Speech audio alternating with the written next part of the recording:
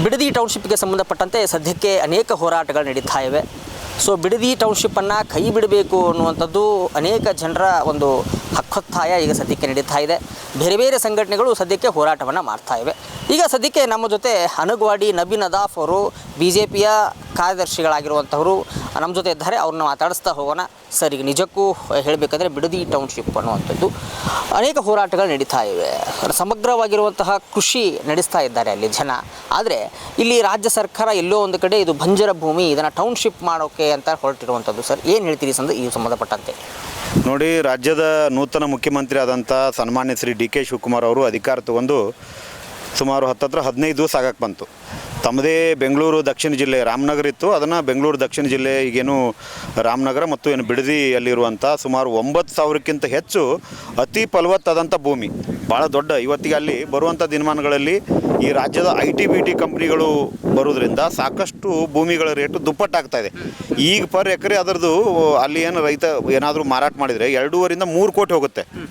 ರಾಜ್ಯ ಸರ್ಕಾರ ಅಲ್ಲಿರುವಂಥ ಭಾಳ ಬಡ ಏನು ಕೃಷಿಕರಿದ್ದಾರೆ, ರೈತರಿದ್ದಾರೆ, ದಯವಿಟ್ಟು ಭೂಮಿಯನ್ನು ಕಳ್ಕೊಂಡ್ರೆ ಅವ್ರು ನಾಳೆ ಬದುಕೋದು ದುಸ್ತಿ ಆಗುತ್ತೆ. ಆ ರೀತಿ ಮಾಡಬಾರ್ದು.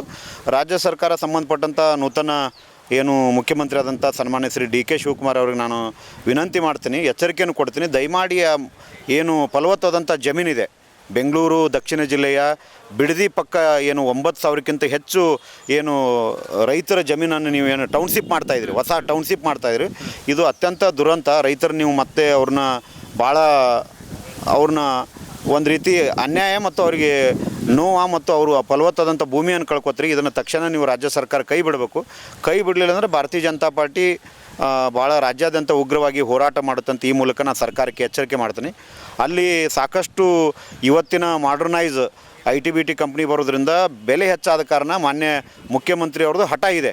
ಈ ಹಿಂದೆ ಕುಮಾರಸ್ವಾಮಿ ಇರ್ಬೋದು, ಸುಮ್ಮನೆ BJP JDS ಕಾಂಗ್ರೆಸ್ ಅಂತ ವಾದ ಮಾಡ್ತಾರೆ. ಇದೆಲ್ಲ ಬೇಡ. ಈಗ ಆಲ್ರೆಡಿ ಒಂದು 7 ಜನ ರೈತರಿಗೆ ಅವರು ಪರಿಹಾರಧನ ಕೊಟ್ಟಂಥ ಸಂಕ್ಷಿಪ್ತವಾಗಿ ಮುಗಿಸ್ಬೇಕು ಅಂತೇಳಿ ಗದ್ದಲ ಮಾಡ್ತಾಯಿದ್ದಾರೆ. ಇದನ್ನು ತಕ್ಷಣವೇ ರಾಜ್ಯ ಸರ್ಕಾರ ಕೈ ಬಿಡಬೇಕು. ಕೈ ಬಿಡಲಿಲ್ಲ ಅಂದರೆ ಭಾರತೀಯ ಜನತಾ ಪಾರ್ಟಿ ಉಗ್ರ ಹೋರಾಟ ಮಾಡುತ್ತೆ.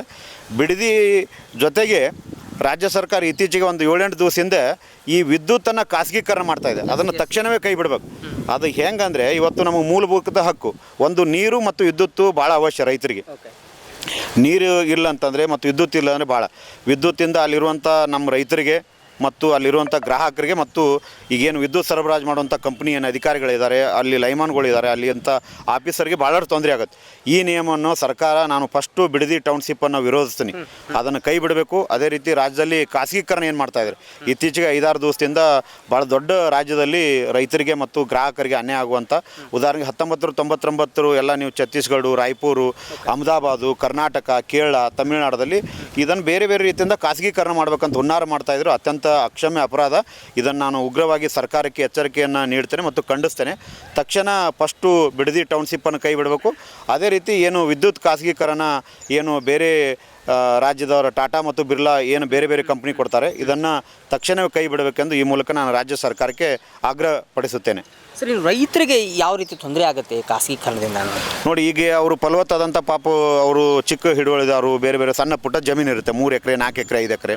ಅಲ್ಲಿರುವಂಥ ಈಗೆಲ್ಲ ಅತಿಯಾದ ನಗರೀಕರಣ ಆದ್ದರಿಂದ ತಮ್ಮ ಫಲವತ್ತಾದಂಥ ಭೂಮಿಯನ್ನು ಕಳ್ಕೊತಾ ಇದ್ದಾರೆ.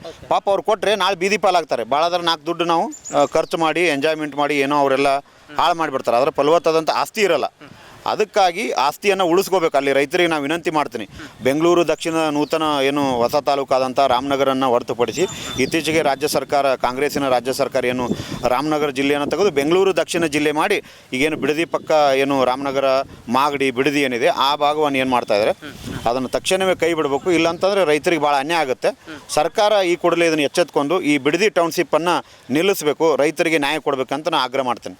ಸರ್, ನೀವು ವಿದ್ಯುತ್ ಖಾಸಗೀಕರಣದ ಬಗ್ಗೆ ಮಾತನಾಡಿದ್ರಿ. ಸರ್, ಈಗ ವಿದ್ಯುತ್ ಅನೇಕ ಕಡೆ ಸೋರಿಕೆ ಆಗ್ತಾ ಇದೆ, ನಂತರ ಏಜೆಂಟ್ಗಳಿದ್ದಾರೆ, ಇಂತಹ ಎಲ್ಲಗಳ ದೂರ ಆಗುತ್ತೆ ಅನ್ನುವಂಥ ಮಾತುಗಳು ಸಹ ಕೇಳಿ ಬಂದಿದೆ. ಹೌದು, ಇದು ನೀವು ಅಂದಂಗೆ ಇದು ಕದ್ದಾಲಿಕ್ಕಿದೆ, ಕಣ್ಣು ಮುಚ್ಚಿ ಭಾಳಷ್ಟು ತೊಂದರೆ ಆಗ್ತಾ ಇದೆ.